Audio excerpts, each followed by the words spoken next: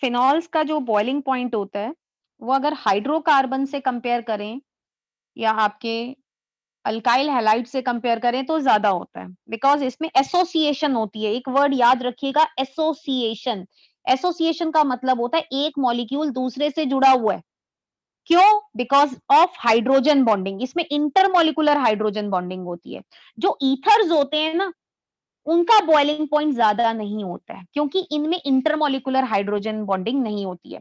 एक मैंने असर्शन और रीजनिंग का क्वेश्चन देखा था, उसमें क्या लिखा हुआ था? असर्शन में लिखा था alcohols and ethers have higher boiling point, और रीजन में लिखा हुआ था because they have intermolecular hydrogen bonding. अब आप बताइए, ये दोनों जो स्टेटमेंट है, क्या पूरी तरह से सही है या पूरी तरह से गलत है? या तो देखिए सही होनी चाहिए या गलत होनी चाहिए पूरी तरह से। हाँ, बताइए जल्दी से। मैं ये कह रही हूं अल्कोहल और ईथर्स का बॉइलिंग पॉइंट ज्यादा होता है, ये असर्शन है। और रीजन क्या है कि उनमें इंटरमोलिकुलर हाइड्रोजन बॉन्डिंग होती है।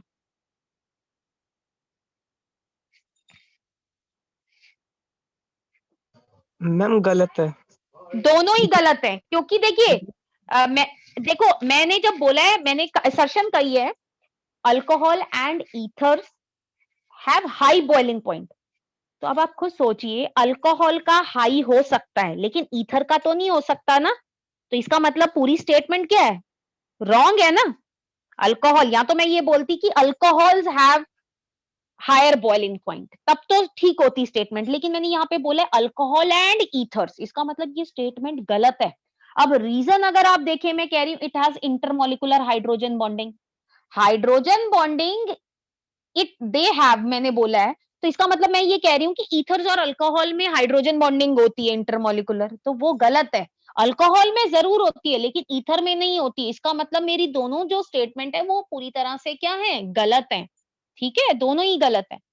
हाँ, अगर मैं नीचे मान लो रीजन में मैं ये बोल देती अल्कोहल है इंटरमोलिकुलर हाइड्रोजन बॉन्डिंग, तब हाँ रीजन तब मेरा सही होता। ठीक है, लेकिन यहाँ पे मैंने बोल दिया कि दे हैव, मतलब both alcohol and ethers have intermolecular hydrogen bonding. तो ये गलत है, क्योंकि कई बार बच्चे कंफ्यूज हो जाते हैं। वो ये सोचते हैं कि भाई अल्कोहल में तो होती है, ईथर में नहीं होती, तो मैं क्या आंसर लिखूं? तो बेटा मैंने एंड लिखा है, तो इंग्लिश भी वहां पे आप देखिए। मैं कह रही हूँ alcohol and ether have hydrogen bonding, तो ये गलत है। ठीक है, तो यहाँ पे इस तरह के क्वेश्चन आते हैं। बाकी अगर आप कंपेयर करें फिनॉल्स को, तो जो फिनॉल्स होते हैं उनका जो बॉइलिंग पॉइंट होता है वो क्या होता है? वो ज्यादा होता है, क्योंकि उनमें जो है जो रिंग होती है ना, ये इनका मॉलिक्यूलर मास क्या होता है? ज्यादा होता है। बाकी ब्रांचिंग के साथ साथ डिक्रीज होता है।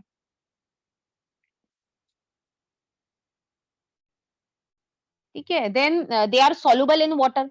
पानी में क्यों सॉल्युबल होते हैं alcohol and phenol? Because they can form hydrogen bond with water molecule. लेकिन अगर आप कंपेयर करें अल्कोहल और फिनॉल को, तो फिनॉल्स जो होंगे they will be less soluble. ठीक है, क्योंकि उनमें बल्कि ग्रुप प्रेजेंट होता है, हाइड्रोफोबिक पार्ट उनका ज्यादा बड़ा होता है।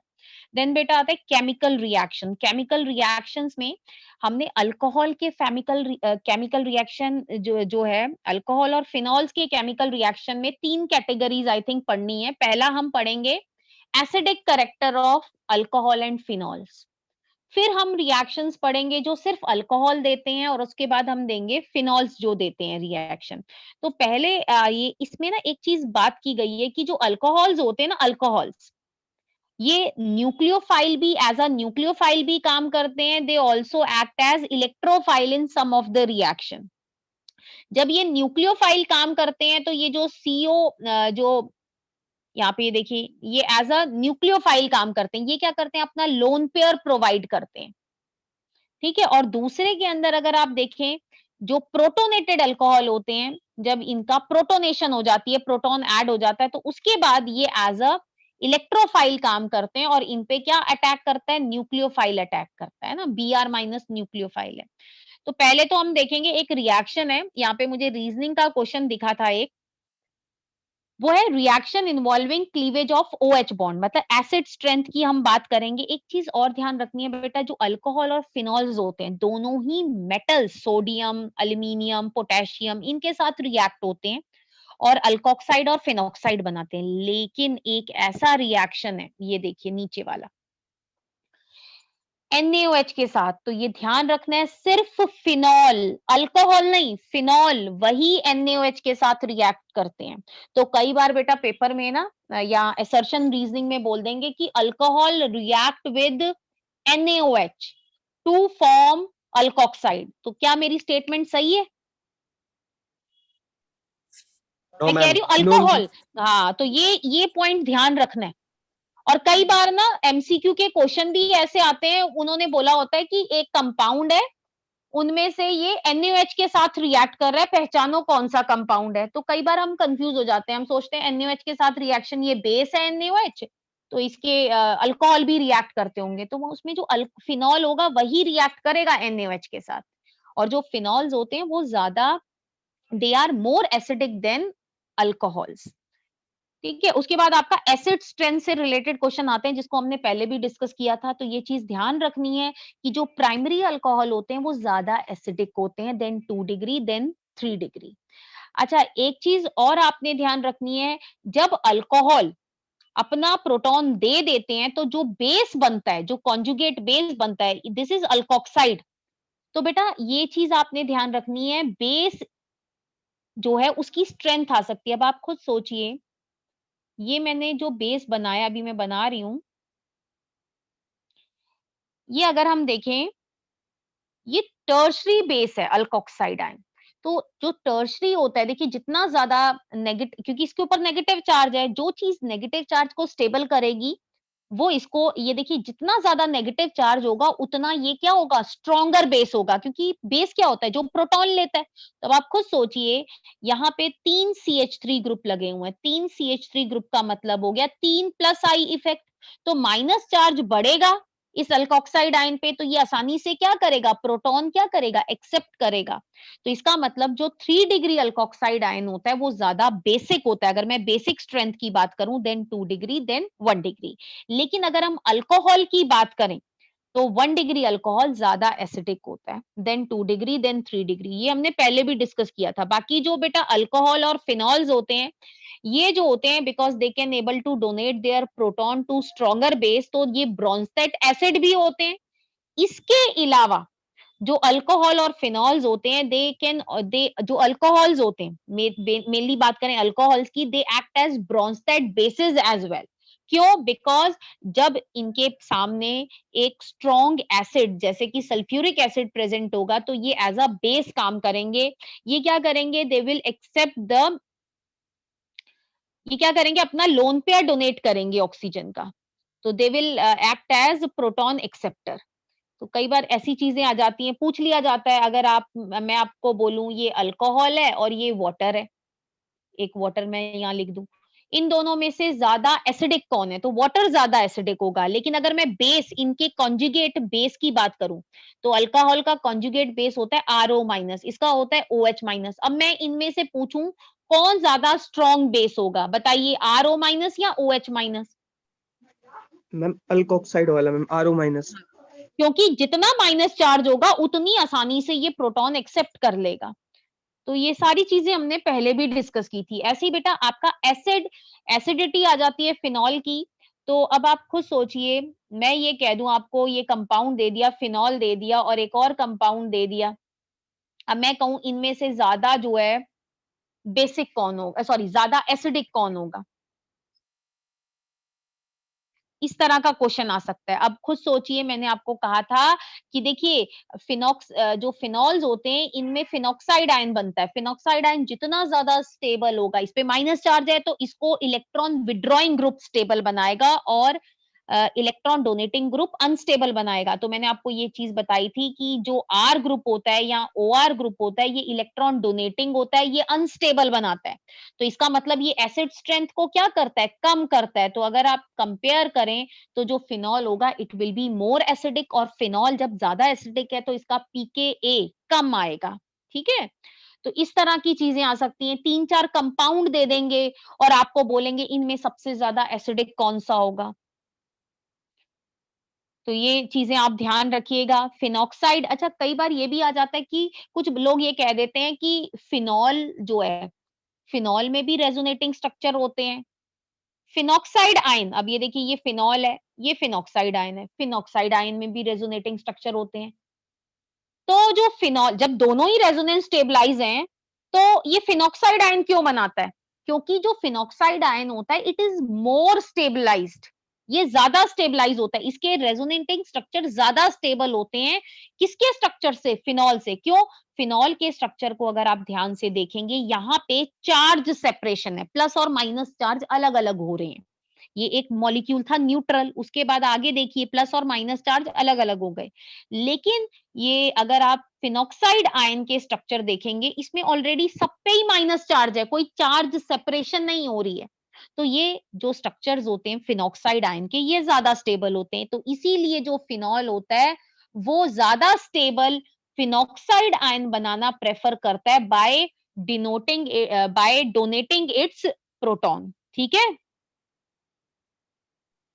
अगर इसका एक लाइन में आंसर लिखना हो, why phenol is more acidic than alcohol, फिर because phenoxide ion is resonance stabilise while, यहाँ पे तो मैं दूसरा क्वेश्चन बता रही हूँ ना, मैंने यहाँ पे कंपेयर फिनॉल को फिनॉक्साइड आयन के साथ किया है। ठीक है, जो आप पूछ रहे हैं वो आप ये पूछ रहे हैं कि अल्कोहल जो है वो लेस एसिडिक क्यों है, आप ये पूछ रहे हैं। ठीक है, मेरे जो दोनों स्टेटमेंट है उनको कंफ्यूज मत करिए अपने माइंड में। ठीक है, मैंने ये बोला था फिनॉल जो है उसके जो वो मॉलिक्यूल जो है it is less stable than phenoxide ion, क्योंकि फिनॉक्साइड आयन के resonating structure are more stable. अब आप मेरे से पूछ रहे हैं कि alcohol are less acidic than phenol, why? तो इसका एक ही लाइन में आंसर लिखेंगे, because phenoxide ion is resonance stabilised while alkoxide ion is not. ठीक है। ठीक है। हाँ, दोनों चीजें आपने मेरे से अलग अलग पूछी है, जो मैं बता रही थी वो अलग था, जो आपने मेरे से क्वेश्चन पूछा है वो अलग है। ठीक है, नहीं समझ में आए दोबारा पूछ लो। यस मैम, आ गया। ठीक है, अच्छा एक चीज और पूछ सकते हैं पेपर में, मान लो बोल दें कि जो क्रिसॉल है, क्रिसॉल और फिनॉल में ज्यादा एसिडिक कौन है? अब आप खुद सोचो क्रिसॉल क्या होता है, अगर पता ही नहीं है तो कैसे कर पाओगे? क्रिसॉल ये मैंने बना दिया ऑर्थोक्रिसॉल। फिनॉल जो है वो ज्यादा एसिडिक होगा, क्योंकि यहाँ पे इलेक्ट्रॉन डोनेटिंग ग्रुप लगा हुआ है which is destabilising the phenoxide ion by intensifying the negative charge. ठीक है, तो अगर क्रिजॉल ही नहीं पता होगा तो कैसे कर पाओगे आप? ठीक है, नेक्स्ट बेटा इसी तरह से आता है एस्टेरिफिकेशन। एस्टेरिफिकेशन रिएक्शन किसको बोलते हैं? जब अल्कोहल या फिनॉल का reaction carboxylic acid, acid chloride या एसिडिक एसिड एनहाइड्राइड के साथ करते हैं, तो इसमें एस्टर बनता है। यहाँ पे एक रीजनिंग का क्वेश्चन आता है, क्योंकि मैं हर चीज नहीं बता रही हूँ डिटेल में, वो ये आता है कि अल्कोहल और फिनॉल का जब आप रिएक्शन करते हो, किसके साथ? एसिड क्लोराइड के साथ, तो ये रिएक्शन पिरिडिन की प्रेजेंस में किया जाता है। क्यों? बिकॉज जो पिरिडिन होता है it will neutralise the HCl and shift the equilibrium in forward direction. यहाँ पे इक्विलिब्रियम नहीं शो किया गया, पर ये रिएक्शन इक्विलिब्रियम वाला होता है। और एस्टेरिफिकेशन को एसाइलेशन भी बोल देते हैं, और अगर मैं ये ग्रुप इंट्रोड्यूस करूंगी तो ये कहलाता है एसिटाइलेशन, क्योंकि ये ग्रुप होता है एसिटाइल। तो ये याद रखना है, acetylation of salicylic acid, conversion आ सकती है, और सैलिसिलिक एसिड की एसिटाइलेशन के बाद जो कंपाउंड बनता है वो बनता है एस्पिरिन, जिसका नाम होता है एसिटाइल सैलिसिलिक एसिड। ठीक है, तो ये चीजें ध्यान रखनी है, और रीजनिंग का क्वेश्चन एक मैंने बता दिया ऊपर आएगा।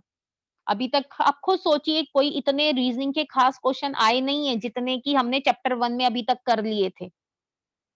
देन बेटा आता है, नेक्स्ट आता है जब हमारा CO बॉन्ड टूटता है। जब CO बॉन्ड टूटता है तो आप खुद बताइए, अल्कोहल का ही रिएक्शन होगा या फिनॉल का भी होगा? अल्कोहल का होगा बस। अल्कोहल का होगा मैम, क्योंकि इथेनॉल, फिनॉल में हाँ, 5 डबल बॉन्ड फिनॉल, कनेक्ट होगा। वेरी गुड, हाँ, फिनॉल का नहीं होगा ये रिएक्शन, फिनॉल में ये जो partial double bond. Character due to resonance, तो ये पुराने वाले ही हैं, ल्यूकास रिएजेंट के साथ, PCl5 या PCl3 के साथ। अब यहाँ पे एक बड़ी इंपॉर्टेंट चीज आती है, डिहाइड्रेशन ऑफ अल्कोहल।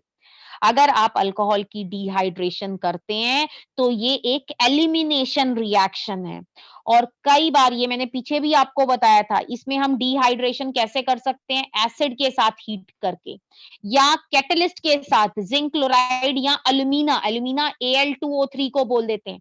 तो कभी कभी पेपर में ना यहाँ एसिड की जगह पे अल्यूमिना लिखा होगा, Al2O3, तो आप कहेंगे ये कौन सा रिएक्शन आ गया, तो ये डिहाइड्रेशन दिया होगा। तो डिहाइड्रेशन दो है, एक है एलिमिनेशन रिएक्शन जिसमें अल्कीन बनता है, ये रहा अल्कीन बन रहा है, और एक आगे पढ़ेंगे जिसमें ईथर बनेगा। तो दोनों के मैकेनिज्म आते हैं। अब मैकेनिज्म में एक चीज ध्यान रखनी है आपने, ये जो मैकेनिज्म, अच्छा यहाँ पे ना ये बुक में ये गलत दिया हुआ है, ये वाला हिस्सा ना गलत दे रखा है, ये इसका ये स्टेप गलत है, ये बीच में ना ये वाला पोर्शन गलत है। यहाँ पे क्या होता है ये मैं आपको बता देती हूँ, वाटर निकल जाता है तो कार्बोकटायन एज एन इंटरमीडिएट बनता है। मान लो पेपर में आ जाए कि मैं डिहाइड्रेशन कर रही हूँ, तो कौन सा अल्कोहल जो है वो ज्यादा रिएक्टिव है, तो आप खुद सोचिए, कार्बोकटायन जब इंटरमीडिएट बनता है तो टर्शरी जो कार्बोकटायन होता है इट इज मोर स्टेबल, तो इसीलिए dehydration of alcohol follow 3 degree greater than 2 degree greater than primary जो है अल्कोहल, इसकी रिएक्टिविटी। ठीक है, तो इसमें कार्बोकटायन इंटरमीडिएट बनता है, तो ये चीज ये देखिए यहाँ पे भी लिखी है, ये आपने ध्यान रखनी है। ठीक है बेटा, ये बुक का ना, ये एनसीईआरटी का, ये पुरानी एनसीईआरटी का ये स्टेप गलत लिखा हुआ है यहाँ पे। तो यहाँ पे क्या होता है, यहाँ पे वाटर निकल जाता है तो कार्बोकटायन बनता है, तो कार्बोकटायन होने की वजह से ये जो मैकेनिज्म है, इसके अंदर कार्बोकटायन एज एन इंटरमीडिएट बनता है। रिएक्टिविटी आ सकती है, या पूछ सकते हैं कि इनको अरेंज करो। ठीक है, और देन बेटा आता है, नेक्स्ट आता है आपका, 1 मिनट,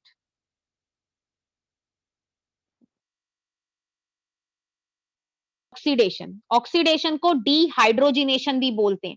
ऑक्सीडेशन हमेशा याद रखना है, प्राइमरी अल्कोहल से एल्डिहाइड बनता है, और अगर आप एल्डिहाइड्स की ऑक्सीडेशन ना यहाँ पे रोकें तो कार्बोक्सिलिक एसिड बनेगा।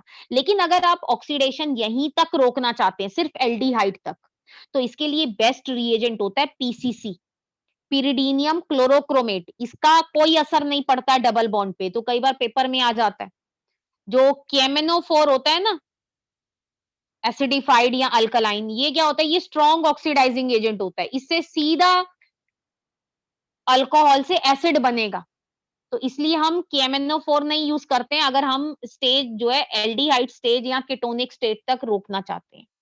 बाकी इसके अंदर एक बड़ी इंपॉर्टेंट चीज आती है, वो ये आती है, reaction of alcohol with copper at 573 kelvin. अच्छा, 573 केल्विन तो सबको याद रह जाता है, आप मुझे डिग्री सेल्सियस में बताइए ये कितना होगा।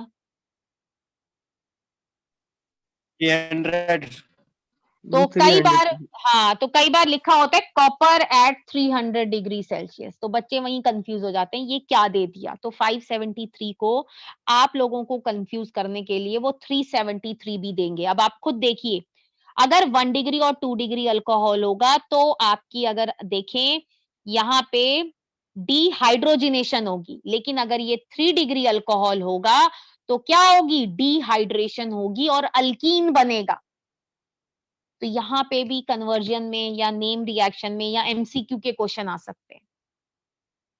तो बाकी हम कभी डिस्कस करेंगे MCQ के क्वेश्चन डायरेक्ट देखकर।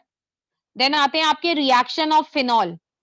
तो फिनॉल के जो रिएक्शंस हैं, इसमें नाइट्रेशन पहली चीज आती है। जो फिनॉल होता है वो ऑर्थो पैरा डायरेक्टिंग होता है because of resonance. Ortho and para position are more electron rich. जबकि अगर आप एक्टिविटी की बात करें तो OH जो ग्रुप होता है वो काफी ज्यादा एक्टिवेटिंग होता है due to its plus R effect. ठीक है, ये हमने पहले ही डिस्कस किया था। बाकी नाइट्रेशन अगर इसकी करते हैं तो इवन डिल्यूट नाइट्रिक एसिड के साथ भी ये ऑर्थो और पैरा नाइट्रोफिनॉल देता है। इन दोनों में से जो पैरा नाइट्रोफिनॉल होता है इसमें एसोसिएशन होती है due to intermolecular hydrogen bonding, जबकि इसमें एसोसिएशन नहीं होती है, इसमें इंट्रामोलिकुलर हाइड्रोजन बॉन्डिंग होती है, तो ये स्टीम वॉलाटाइल होता है, इसलिए इनको सेपरेट कर सकते हैं। बाकी बेटा कंसंट्रेटेड अगर आप नाइट्रिक एसिड यूज करें तो आपको पिक्रिक एसिड मिलेगा, पर क्या होता है इस रिएक्शन से जो यील्ड होती है वो पुअर होती है। तो मैंने आपको पहले भी बताया था, फिनॉल का रिएक्शन पहले कंसंट्रेटेड सल्फ्यूरिक एसिड के साथ करते हैं, फिर उसकी नाइट्रेशन की जाती है ताकि पिक्रिक एसिड मिल सके। तो इसको हमने पहले भी डिस्कस किया था। पिक्रिक एसिड से रिलेटेड बहुत सारे क्वेश्चन बोले हुए हैं, और कई बार तो पेपर में मैंने एक एमसीक्यू का क्वेश्चन देखा था, उन्होंने कहा था कि पिक्रिक एसिड का आयुपेक नेम क्या है। अब आप देखिए 2,4,6 ट्राई नाइट्रोफिनॉल, आप सोच भी नहीं सकते इतना सिंपल जो है क्वेश्चन पूछ लेंगे वो। ठीक है, तो इतना सिंपल क्वेश्चन ये पूछ सकते हैं, भाई इसमें एसिड है नहीं फिर भी इसे एसिड क्यों बोल रहे हैं, एसिड ग्रुप तो नहीं है ना। क्यों? Because of these electron withdrawing, जो ये इलेक्ट्रॉन विड्रॉइंग ग्रुप है ना 3, ये क्या करते हैं फिनॉक्साइड आयन को स्टेबल बनाएंगे और एसिड स्ट्रेंथ बहुत ज्यादा इंक्रीज कर देते हैं। तो पिक्रिक एसिड का आयुपेक नेम, कोई बच्चा सोच भी नहीं सकता कि ये क्वेश्चन आ जाएगा। अब आप एक और आता है, ये बड़ा इंपॉर्टेंट है कि हेलोजिनेशन जब फिनॉल की करते हैं ना तो लुईस एसिड की जरूरत नहीं पड़ती है FeBr3। क्यों? क्योंकि in absence of Lewis acid ये क्या होता है पोलराइज कर देता है ये जो बॉन्ड होता है ना Br का, क्योंकि हमें Br+ चाहिए इलेक्ट्रोफिलिक सब्स्टिट्यूशन के लिए। तो बिना लुईस एसिड की प्रेजेंस में भी जो है पोलराइजेशन हो जाती है हेलोजन मॉलिक्यूल की। क्यों हो जाती है? बिकॉज ये जो OH ग्रुप बेंजीन रिंग से जुड़ा होता है ये हाईली जो होता है एक्टिवेटिंग होता है। बाकी ये आ जाता है कि ब्रोमीन का रिएक्शन अगर हम CS2 के ब्रोमीन इन CS2 या CCl4 कुछ भी लिख सकते हैं करते हैं तो मोनो प्रोडक्ट बनता है, ऑर्थो है और पैरा बनेगा। जबकि अगर आप ब्रोमीन वाटर यूज करते हैं तो आपका ट्राई ब्रोमोफिनॉल बनेगा, व्हाइट PPT आएगा। तो ये डिस्टिंग्विश बिटवीन में भी आता है, ये MCQ के क्वेश्चन में भी आपको देखने को मिलेगा। बाकी ये ऑर्थो पैरा डायरेक्टिंग होता है। देन आता है कॉल्ब्स रिएक्शन। कॉल्ब्स रिएक्शन में आप क्या कर सकते हैं, तो ये नेम रिएक्शन याद रखिएगा। हम क्या कर सकते हैं फिनॉल से बेंजोइक एसिड ये सैलिसिलिक एसिड बना सकते हैं। ऐसे ही बेटा आता है राइमर टाइमर रिएक्शन। तो राइमर टाइमर रिएक्शन में ये देखिए क्लोरोफॉर्म प्लस NaOH के साथ रिएक्शन करते हैं फॉलोड बाय एसिडिफिकेशन, तो सेल्डिहाइड बनता है। तो कई बार पूछ लेते हैं पेपर में कि क्या कंपाउंड बनेगा। ऐसे ही बेटा नेक्स्ट आता है फिनॉल विद जिंक डस्ट, तो बेंजीन बनेगा। अब बेटा एक बड़ी इंपॉर्टेंट चीज आती है, वो ये आती है कि अगर आप फिनॉल की ऑक्सीडेशन करें, पहली बात फिनॉल जो होते हैं ना नॉर्मली कलर्ड नहीं होते हैं, कलरलेस होते हैं, लेकिन हवा में काफी देर पड़े रहें तो ऑक्सीडाइज हो जाते हैं, क्विनॉन्स बना लेते हैं। तो ये बेंजोक्विनॉन बना है। इसके अलावा ये भी बनता है, ये तो मेन प्रोडक्ट बन गया, ये ऑर्थो भी बनता है, तो दोनों बनते हैं। ठीक है, तो ये चीज आपने ध्यान रखनी है। तो ये नेम रिएक्शंस करने हैं, बाकी आप इसको पढ़ लीजिएगा। अब हमारे जो नेक्स्ट रहते हैं ईथर्स, वो हम अगली क्लास